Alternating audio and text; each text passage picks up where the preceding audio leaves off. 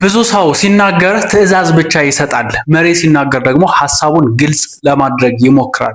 ስንናገር ሐሳባችንን ግልጽ ማድረግ ከመሪ የሚጠበቅ ትልቁ የኮሙኒኬሽን ስኪል ነው። ለማታውቁ ሰዎች አለኸኝ እባላለሁ። ሐሳባቸውን በግልጽ በመናገር ውሳኔ ላይ ተጽዕኖ እንዲኖራቸው ከመሪዎች ጋር እንዲሁም ከተቋማት አስተዳዳሪዎች ጋር እሰራለሁ። ይሄን ክህሎት እኔም መማር አለብኝ የምትሉ ከሆነ አሁኑኑ ቻናሉን ሰብስክራይብ በማድረግ ቤተሰብ በመሆን ጀምሩ። በዛሬው ቪዲዮ መሪዎችን ከሌሎች ሰዎች የሚለያቸውን አንድ የኮሙኒኬሽን ሽፍት አስተምራችኋለሁ። ብዙ ሰው መረጃ ብቻ ይናገራል፣ መሪ ደግሞ አቅጣጫ ያሳያል። እናንተ መረጃ ብትናገሩ ምናልባት ምላሽ ልትሰጡ ትችላላችሁ፣ አቅጣጫ ግን አታሳዩ። ለምሳሌ ብዙ ሰው ሲናገር ሪፖርቱን አስቀምጬልሃለሁ ሪቪው አድርገው ሊሆን ይችላል። መሪ ኮሙኒኬት ሲያደርግ ሐሳቡን ግን ሪፖርቱን ሪቪው ማድረጋችን እድል የቱ ጋር እያጣን እንደሆነ እንድናስተውል ያግዘናል።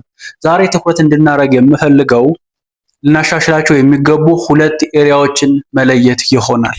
በዚህ መንገድ ኮሙኒኬት ሲያደርግ መሪ አንደኛ ቲሙ አቅጣጫ ይኖረዋል፣ ፐርፐዝ ይኖረዋል።